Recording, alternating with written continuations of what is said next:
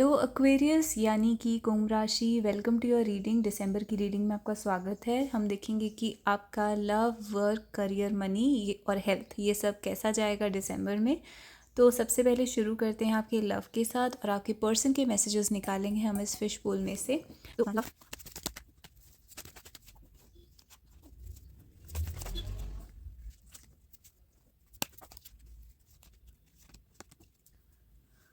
तो एक्वेरियस यहाँ पर ये आपकी सिचुएशन है। अब आप सबसे पहले तो ये जान लीजिए कि ये एनर्जीज फ्लिप हो सकती हैं। ये आपका है, आपकी फीलिंग्स हैं और ये आपके पर्सन की फीलिंग्स हैं। तो सबसे पहले स्टार्ट करते हैं आपकी फीलिंग्स के साथ। आप अपने पर्सन को प्रपोज करना चाहते हैं, उन्हें बताना चाहते हैं कि आपको उनके लिए फीलिंग्स हैं, पर कहीं ना कहीं आपको डर भी लगता है। आप उस चीज़ को छुपा के रखना चाहते हैं। आपका एक तरीके से सीक्रेट क्रश है अपने पर्सन के ऊपर। ये सीक्रेट है या फिर इस रिलेशनशिप के अंदर बहुत कुछ छुपा हुआ है, बहुत कुछ सीक्रेट है। इवन अगर आप मैरिड हैं तो भी आप खुल के अपना लव एक्सप्रेस नहीं करते या नहीं कर पाते। करना चाहते हैं पर या तो आप शाय फील करते हैं या आपको अच्छा लगता है थोड़ी सी मिस्ट्री क्रिएट करके रखना या थोड़ा सा अपने पार्टनर को थोड़ा कंफ्यूज करके रखना, जस्ट फॉर फन। आप किसी भी रीज़न की वजह से अपना लव जो है फुल्ली एक्सप्रेस नहीं कर रहे हैं इस टाइम पर अपने पर्सन के सामने। आपके पर्सन की एनर्जी के ऊपर आ जाते हैं। 2 7 आए हैं, यानी कि आपके पर्सन इस टाइम सोचने और वेट करने की एनर्जी में है। ये बहुत ठहराव की एनर्जी है। आपके पर्सन आपके बारे में सोच रहे हैं। उनके पास बहुत सारे ऑप्शन हो सकते हैं ज़िंदगी में, करियर में, लाइफ में, आपके और किसी और के बीच में।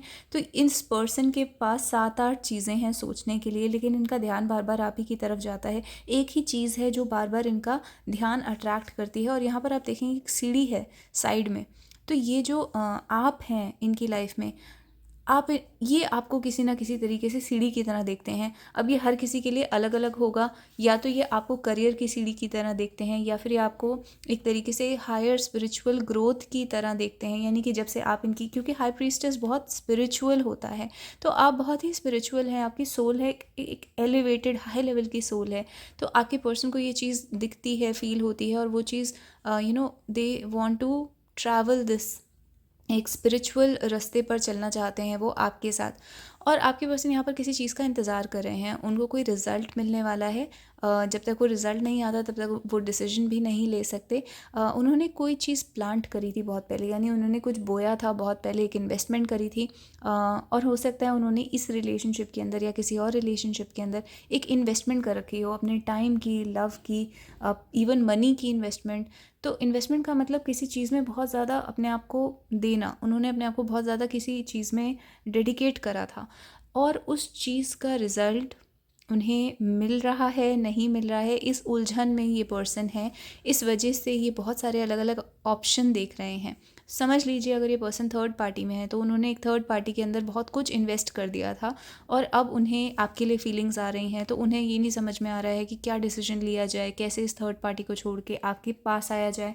आपकी तरफ से भी हाई प्रीस्टेस एक थर्ड पार्टी को दिखाता है। तो आपकी तरफ से भी कोई थर्ड पार्टी हो सकती है, हो सकता है आप ही के कोई और आपके मतलब आप इनके अलावा कोई और भी हों आपकी लाइफ में, या फिर आप जो हैं वो थर्ड पार्टी हैं इस पर्सन की लाइफ में। और इस पर्सन की ऑलरेडी कोई वाइफ, हस्बैंड या लॉन्ग टर्म गर्लफ्रेंड, बॉयफ्रेंड इस टाइप का सिचुएशन है। तो एक थर्ड पार्टी सिचुएशन यहाँ पर हो सकता है।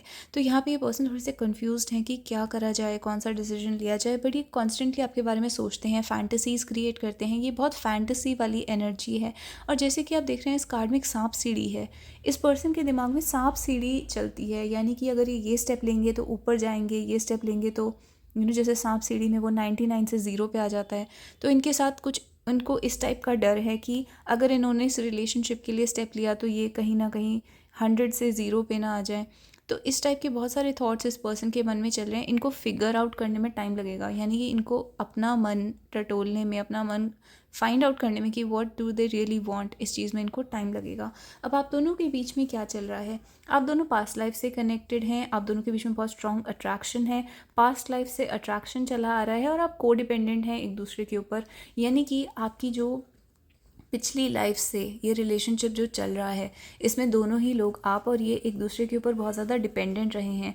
ये डिपेंडेंसी किसी भी टाइप की हो सकती है। एडिक्शन हो सकते हैं, यानी आपको एक दूसरे का एडिक्शन है, आपको इमोशंस या लव का एडिक्शन है, दोनों को ही।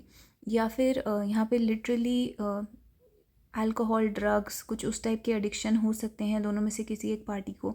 तो ये चीज़ जो है इस रिलेशनशिप को बहुत अफेक्ट कर रही है। जो एडिक्शन है वो इस रिलेशनशिप को ख़राब कर रहे हैं। कोडिपेंडेंसी कभी भी अच्छी नहीं होती है, क्योंकि उसमें इवन अगर आप दोनों को लव का एडिक्शन है तो वो एक बहुत पॉसेसिव एनर्जी और टॉक्सिक बन जाता है दोनों लोगों के लिए। दोनों ही एक दूसरे को छोड़ नहीं पाते।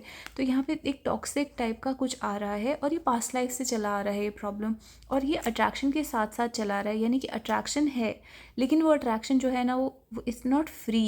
वो अपनी फ्री विल से नहीं आ रहा है। वो अट्रैक्शन जो है उसके अंदर बहुत ज़्यादा टॉक्सिक बिहेवियर जो है वो मिला हुआ है। तो एक पर्सन यहाँ पर बहुत ज़्यादा पॉसेसिव हो सकता है, बहुत ज़्यादा हाईली अटैच्ड हो सकता है।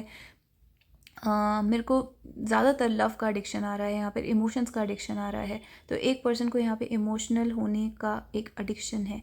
तो इस टाइप की चीज़ आ रही है, और इसमें आपको वो लाना पड़ेगा, वो ठहराव लेकर आना पड़ेगा इस रिलेशनशिप के अंदर। अब देख लेते हैं कि क्या मैसेजेस हैं आपके और आपके पर्सन के। तो ईवल आई का कार्ड आया है। ईवल आई का कार्ड ही दिखाता है कि इस रिलेशनशिप के ऊपर किसी की बुरी नज़र हो सकती है। Thought of some you with someone else kills me, यानी कि अगर मैं आपके बारे में आपको किसी और के साथ इमेजिन करता हूँ या करती हूँ तो इट मतलब वो चीज़ बहुत ज़्यादा हर्ट करती है और वो मुझे किल करती है। तो एक तरीके से यहाँ पर जो भी थर्ड पार्टी के साथ है जो पर्सन, दूसरा वाला उसको ये कह रहा है कि जब आप किसी और के साथ होते हैं तो वो चीज़ मुझे बहुत ज़्यादा हर्ट करती है। अगर आप नहीं हैं, एक दूसरे के साथ ही हैं, तो सिर्फ इमेजिनेशन में वो पर्सन बहुत पोजेसिव और जेलस फील कर रहा है कि वो नहीं चाहता कि आप किसी और के साथ जाएं, या फिर उसको ये डर है कि किसी और की कोई बुरी नज़र इस रिलेशनशिप में ना लग जाए।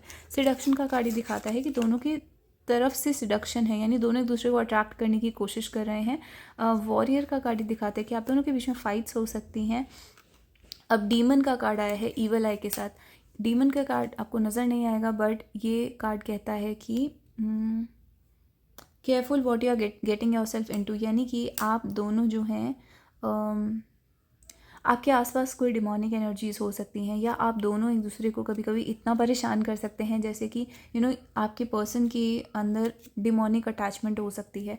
यानी कि कोई यहाँ पर एक नेगेटिव एनर्जी का एंगल डेफिनेटली आ रहा है, क्योंकि ईवल आया और डीमन है।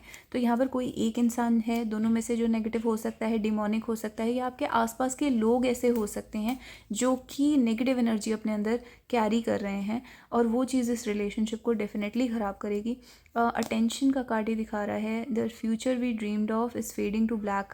ओके, तो यहाँ पे एक पर्सन की फीलिंग ये है, दोनों की फीलिंग ये है कि हमने साथ में एक फ्यूचर सोचा था और अब वो धीरे धीरे फेड हो रहा है और ब्लैक होता जा रहा है धीरे धीरे वो फ्यूचर।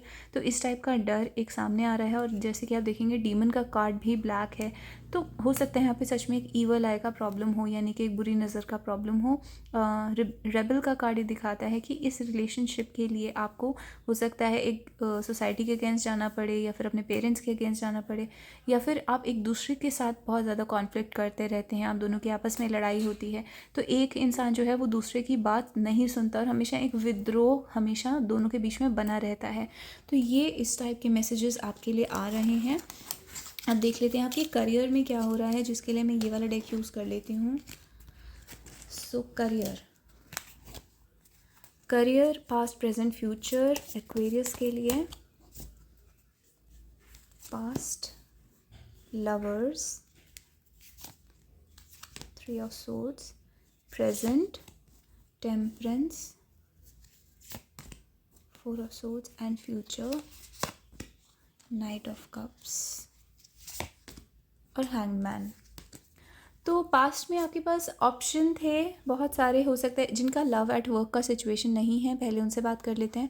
पहले आपके पास ऑप्शंस थे, अब आपके पास वो ऑप्शंस नहीं हैं। ऐसा लग रहा है पास्ट में आपने कोई ऑप्शंस थे, आपने उनमें से किसी एक ऑप्शन को चूज़ करा, या फिर वो ऑप्शन आपके पास से चले गए, वो अपॉर्चुनिटी ही ख़त्म हो गई, या आपने खुद रास्ता बंद कर दिया या किसी और ने रास्ता बंद कर दिया। जैसे कि आपने 3-4 जगह पर इंटरव्यू के लिए अप्लाई करा था और हर तरफ से आपको ना सुनने को मिला। तो पहले कहीं ना कहीं आपको लग रहा था मेरे पास बहुत सारे ऑप्शन हैं, और जब आपको हर जगह से ना सुनने को मिला तो आप बहुत ज़्यादा हर्ट हो गए हैं उस चीज़ से, और आप डिसअपॉइंट हो गए हैं। ये सिर्फ एक एग्जांपल है, ये किसी भी टाइप के ऑफ़र हो सकते हैं, किसी भी टाइप के ऑप्शन हो सकते हैं। जिनका लव एट वर्क सिचुएशन है, उनका लव उनके काम को बहुत अफेक्ट कर रहा है। यानी कि आप वर्क प्लेस पर हैं और वहाँ पर आपको किसी के लिए इमोशंस डेवलप हो जाते हैं, तो क्योंकि वो सक्सेसफुल नहीं हो पा रहा है लव, हो सकता है दूसरे लोग भी उसी पर्सन में इंटरेस्टेड हों, या फिर क्योंकि वो पर्सन आप में इंटरेस्टेड नहीं है, या फिर काम की सिचुएशन है और वहाँ पर आप लव एक्सप्रेस नहीं कर सकते, या ये बॉस है, सीनियर है, इस टाइप का कोई सिचुएशन है, तो आप वहाँ पे बहुत ज़्यादा इमोशनली हर्ट हो गए हैं।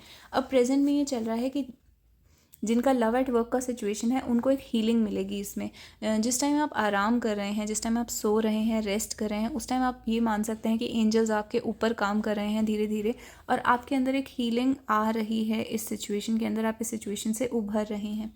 और जिनको काम में रिजेक्शन मिला है, यानी इंटरव्यूज़ वगैरह में रिजेक्शन मिला है, या फिर अपने गोल्स अचीव नहीं कर पाए हैं, उनको भी सेम टाइप की हीलिंग मिल रही है। आपका काम थोड़ा स्लो चल सकता है प्रेजेंट में, क्योंकि 4 ऑफ सोर्ड्स एक स्लोनेस को दिखाता है और टेम्परेंस भी एक धीरे धीरे स्पीड को दिखाता है। तो प्रेजेंट में इतना ज़्यादा फास्ट काम नहीं चल रहा है, लेकिन ये जो चीज़ है ये आपको हील कर रही है।